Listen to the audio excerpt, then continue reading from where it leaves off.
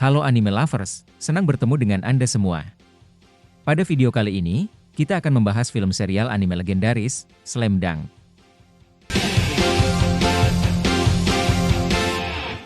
Pada video sebelumnya, Minami yang mencoba kembali permainan liciknya, akhirnya dia yang kena batunya. Saat Minami mencoba melompat untuk memasukkan bola ke dalam ring, Rukawa yang tak gentar sedikit pun berusaha menghadangnya. Tabrakan keras kedua pemain pun terjadi, menyebabkan kepala Minami mengeluarkan darah. Saat dirinya berada di ruang perawatan, pelatih Jie berbicara singkat kepada Minami, namun membuat pemikirannya berubah 180 derajat. Kini Minami kembali ke lapangan dengan semangat baru, bukan menang dengan cara yang kotor, tetapi dengan cara yang terhormat. Bagaimanakah kelanjutan kisahnya?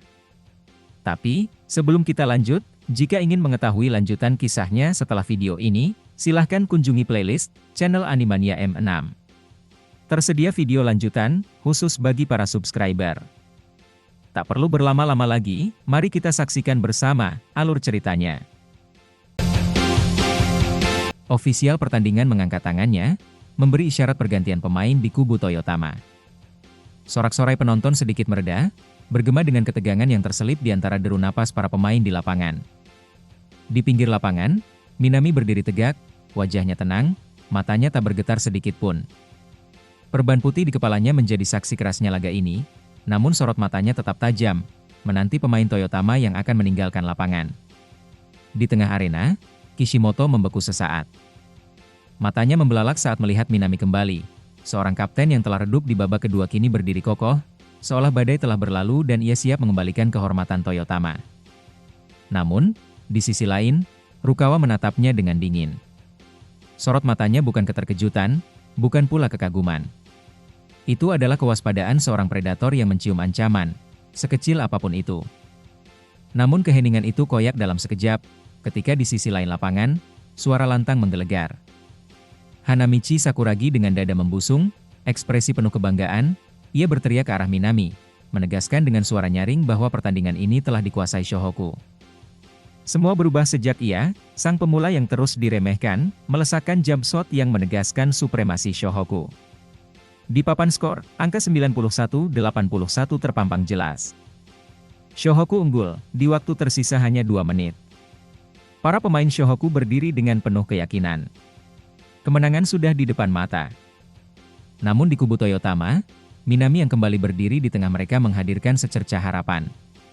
Tapi harapan itu rapuh, goyah oleh keraguan yang mengendap di benak rekan-rekannya. Babak kedua telah membuktikan bahwa Minami tak lagi sekuat yang mereka harapkan.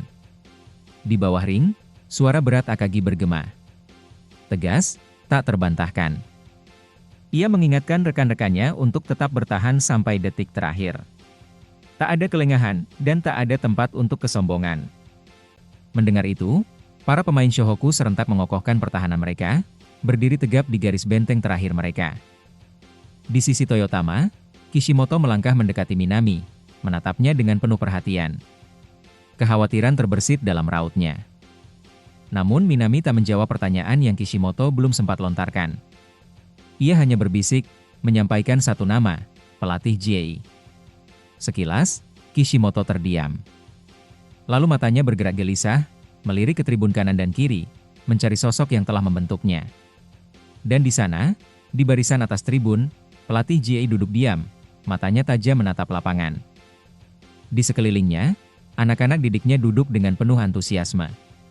Namun yang mengejutkan, mereka tidak bersorak untuk Toyotama. Mereka terpukau oleh Shohoku. Di antara mereka, seorang bocah kecil menyatakan dengan penuh semangat bahwa idolanya adalah pemain nomor 10 dari Shohoku, Hanamichi Sakuragi. Namun, dengan polosnya, ia menambahkan bahwa ia tidak menyukai rambutnya. Di lapangan, telinga Sakuragi menangkap kata-kata itu. Seketika, matanya menyipit, ekspresinya dipenuhi kesinisan yang khas. Bagaimana mungkin seseorang mengidolakan dirinya tetapi tidak menyukai rambutnya? Di tribun, pelatih Jie menelan kegetiran. Tak satu pun dari anak-anak ini mengidolakan pemain Toyotama. Ia menarik napas dalam, lalu dengan suara penuh harapan, ia mencoba mengingatkan mereka, bahwa para siswa yang bermain untuk Toyotama adalah bagian dari mereka. Bahwa mereka juga layak dikagumi. Meski terasa dipaksa, akhirnya, anak-anak didik pelatih GAI setuju untuk mendukung para pemain Toyotama. Mendengar jawaban yang dilontarkan anak-anak, membuat pelatih GAI sedikit lega meski dalam hatinya tetap kecewa, karena anak-anak lebih menyukai para pemain Shohoku ketimbang Toyotama. Sorak-sorai bergema dari tribun atas, mengguncang arena. Nama Toyotama diteriakkan dengan lantang, menggema seakan tak ingin kalah dari dentuman detak jantung di lapangan. Pelatih GAI mengangkat wajahnya, matanya dipenuhi harapan yang menggantung pada dua pemain andalannya, Minami dan Kishimoto. 2 menit tersisa, DSN 2 menit untuk membalikkan keadaan. Di tengah lapangan, Minami dan Kishimoto melangkah perlahan menuju pertahanan Shohoku. Namun, bukan hanya kaki mereka yang bergerak, benak mereka pun dipenuhi dengan bayang-bayang masa lalu. Kata-kata pelatih GAI terngiang di kepala Minami, menggali sesuatu yang selama ini tersimpan dalam lubuk hatinya. Pertanyaan apakah dirinya menyukai basket? Pertanyaan sederhana itu terus diulang, tetapi jawabannya tetap samar.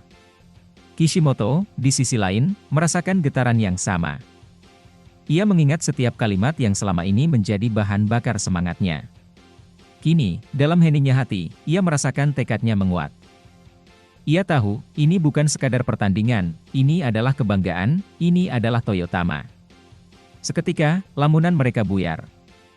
Suara dukungan dari tribun membuncah, menderu seperti gelombang yang siap menelan segala keraguan. Mata Minami kini menyala penuh determinasi. Ini bukan hanya soal kemenangan. Ini tentang sejarah.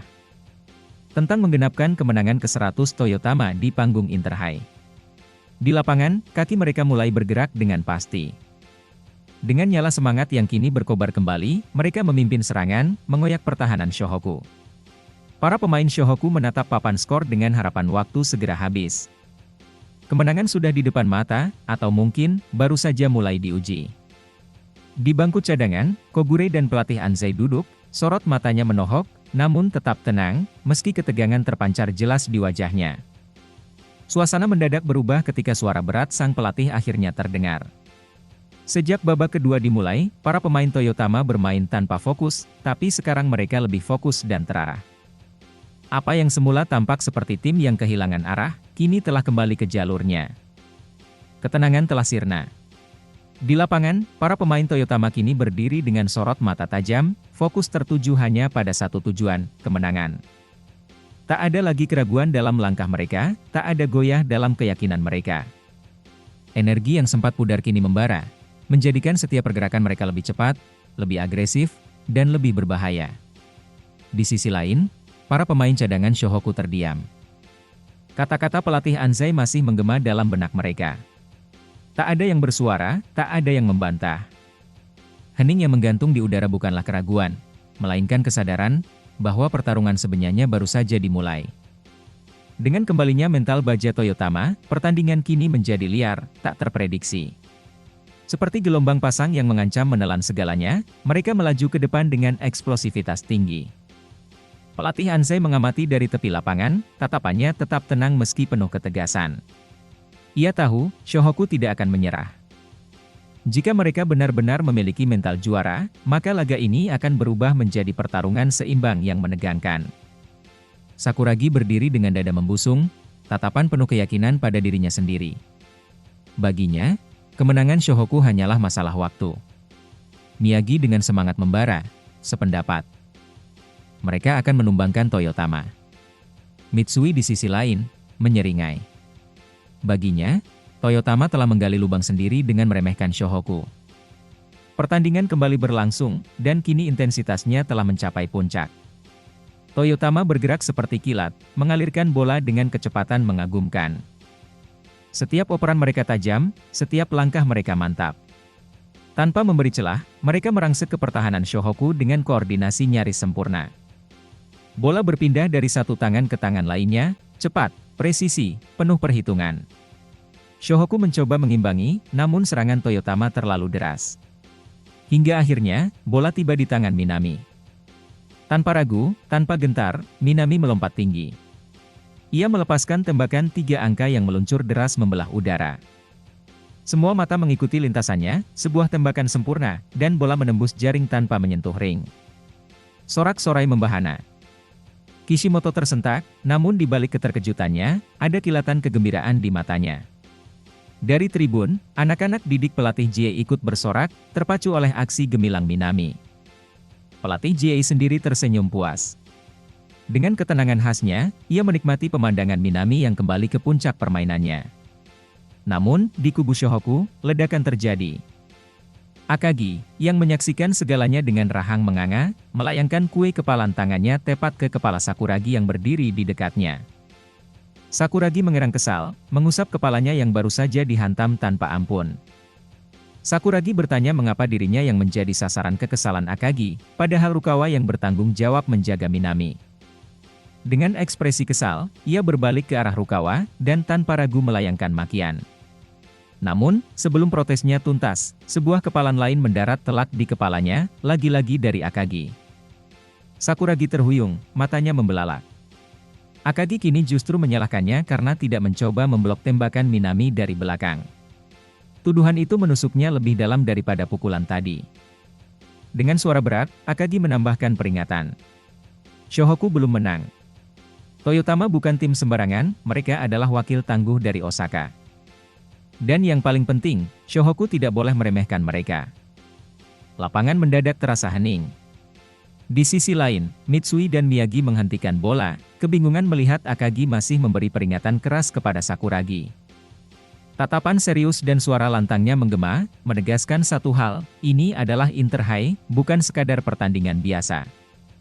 Di tribun, Kogure, Ayako, dan pelatih Anzai terpaku, menyaksikan sosok kapten mereka yang penuh determinasi. Keheningan mereka bukan sekadar diam, melainkan bentuk penghormatan atas keseriusan Akagi. Miyagi dan Mitsui merespons peringatan itu dengan semangat berkobar, sementara Rukawa tetap dingin, menatap tanpa ekspresi. Di sisi lain, Sakuragi terlihat kesal, lagi-lagi dia jadi sasaran kemarahan sang kapten gorila. Namun, tak ada waktu untuk berlama-lama, pertandingan kembali berjalan. Shohoku mulai menyusun serangan, tapi dalam sekejap, Minami bergerak secepat kilat. Dengan kelincahan dan ketenangannya, dia mencuri bola di bawah tekanan Rukawa. Saat celah terbuka, tanpa ragu, ia melompat tinggi, jump shot sempurna. Bola melayang di udara, semua mata mengikuti lintasannya, dan bola masuk.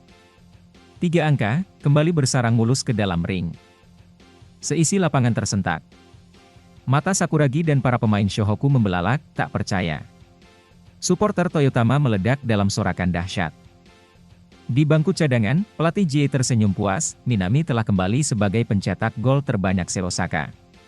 Bahkan pelatih baru Toyotama tak bisa menyembunyikan keterkejutannya. Di tengah lapangan, Minami berteriak penuh semangat, membakar motivasi rekan-rekannya. Tapi Akagi tak tinggal diam. Matanya menyala, suaranya mengguncang lapangan, membangunkan Shohoku dari keterkejutan. Mitsui ikut berteriak, mengobarkan semangat juang. Miyagi yang frustrasi mengepalkan tangan, api dalam dirinya semakin berkobar. Rukawa, meski tetap dingin, tatapannya begitu tajam, siap membalas. Dan Sakuragi, rahangnya mengeras, matanya menyala dengan semangat membara. Toyotama tak berhenti. Dengan kombinasi Minami dan Kishimoto, mereka kembali menyerang. Kishimoto melihat celah, melompat, dan melepaskan tembakan. Bola meluncur menuju ring Shohoku namun meleset, bolanya menyentuh bibir ring. Saat itulah, Akagi dan Sakuragi melesat ke udara, mencoba mengamankan bola rebound. Dua sosok raksasa Shohoku melompat tinggi, seolah menolak membiarkan bola jatuh ke tangan lawan. Waktu seakan melambat. Mata Kishimoto dan Minami membelalak, melihat keduanya mengamankan rebound bersamaan. Dengan suara hentakan keras, keduanya mendarat dengan mantap, dengan bola masih dalam genggaman mereka. Di antara keduanya, tak ada yang mau melepaskannya.